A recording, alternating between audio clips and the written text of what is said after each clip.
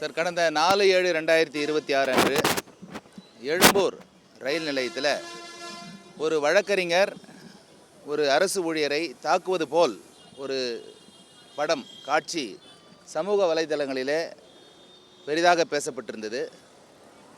அந்த வலைதளத்திலே அந்த நிகழ்வை நடத்தியது ஒரு இளம் வழக்கறிஞர் என்று பரவலாக செய்தி பரவிடப்பட்டிருந்தது. இது குறித்து சென்னை உயர்நீதிமன்ற வழக்கறிஞர் சங்க தலைவன் என்ற முறையிலே ஒரு விளக்கம் அளிப்பது என்னுடைய கடமை. இன்றைக்கு அந்த நிகழ்வு சம்பந்தமாக 2 வழக்குகள் தாக்கல் செய்யப்பட்டிருந்தது. ஒன்று அரசு அதிகாரி மீது, இன்னொன்று வழக்கறிஞர் மீது.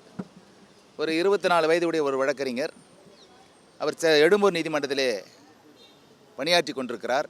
இன்றைக்கு அவருக்கு முன்ஜாமீன் கொடுத்து சென்னை செஷன்ஸ் நீதிமன்றம் உத்தரவிட்டது.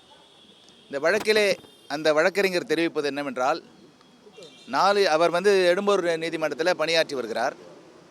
எழும்பூர் நீதிமன்றத்திலிருந்து எழும்பூர் ரயில் நிலையத்தின் முன்வாயில் வழியாக உள்ளே கடந்து அதன் பின்வாயில் வழியாக வந்தால் அவர் பூந்தமல்லி செல்ல வேண்டும். அதற்கான பஸ் வசதி இருக்கிறது.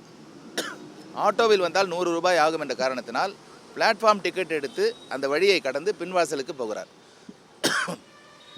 அந்த பாந்தியன் சாலையிலிருந்து எக்மோர் பூந்தமல்லி ரோடு வழியாக போவதற்காக அந்த டிக்கெட் செக்கர், அந்த ஃப்ளையிங் ஸ்குவாடை சேர்ந்த சல்மா பேகம் என்ற ஒரு நபர் இவரிடம் டிக்கெட்டை கேட்குறாரு.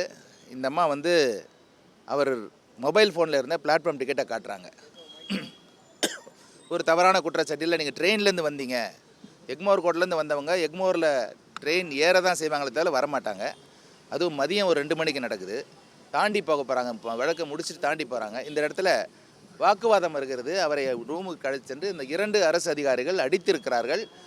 அதை பொறுக்க முடியாமல் திரும்பி தாக்கும் பொழுது அவர்கள் படம் பிடித்து அதை சமூக வலைத்தளங்களில் காட்டிட்டாங்க. இதுதான் நீதிமன்றத்தில் வாதமாக வைக்கப்பட்டது. மாண்புமிகு செஷன்ஸ் நீதிமன்ற நீதிபதி அவர்கள் இன்றைக்கு அந்த முன்ஜாமீன் வழங்கி அவருக்கு உத்தரவிட்டிருந்தார். அதனால் இந்த வழக்கறிஞர் மீது எந்த தவறும் இல்லை. அந்த ரயில்வே நிலையத்திற்கு அவருடைய மொபைல் ஃபோன்லேயே 13:51 மணிக்கு பிளாட்ஃபார்ம் டிக்கெட் எடுத்திருக்கிறாரு.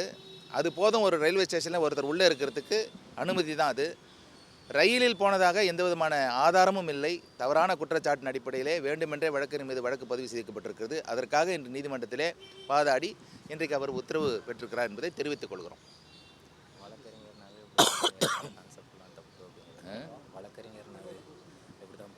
அதான் வேறு எதாவது கேட்குன்னா கேளுங்க. இதுதான் சார், பொதுவாகவே இந்த வழக்கறிஞர்னாலே ஒரு தவறான கண்ணோட்டத்தில் பொதுமக்கள் பார்க்கக்கூடிய சூழலை ஏற்படுத்தி விடுகிறார்கள் இந்த சமூக வலைத்தளங்களில்.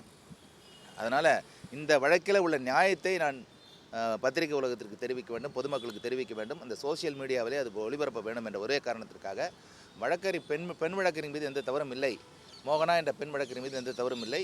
அது அந்த சல்மா பேகம் என்ற புகார்தாரர் மீது தான் அத்தனை குற்றங்களும் இருக்கிறது என்பதை தெரிவித்துக் கொள்வோம். அரசு மீது இந்த மோகனா என்ற வழக்கறிஞர் கொடுத்த புகார் எடுக்கப்பட்டு அவர் மீதும் வழக்கு பதிவு செய்யப்பட்டிருக்கிறது. ஆனால் இந்த சமூக வலைதளங்களில் தவறாக சித்தரிக்கப்பட்டு வழக்கறிஞர் ஏதோ அந்த அரசு ஊழியரை தாக்குவது போல சித்தரிக்கப்பட்ட ஒரு நிகழ்வு தவறு. ஒருத்தர் அடிக்கிறாங்க, அடிக்கும்போது அவங்கள ரிட்டாலியேட் பண்ணுவது என்பது சட்டப்படி அவர்களுக்கு அனுமதிக்கப்பட்ட ஒன்று தான். அது மாதிரி இவங்களா போய் தகராறு பண்ணல, வேண்டுமென்றே தகராறை அவர்கள் வரவழைத்து கொண்டார்கள் என்று தான் நான் சொல்ல விரும்புகிறேன். தேங்க்யூ.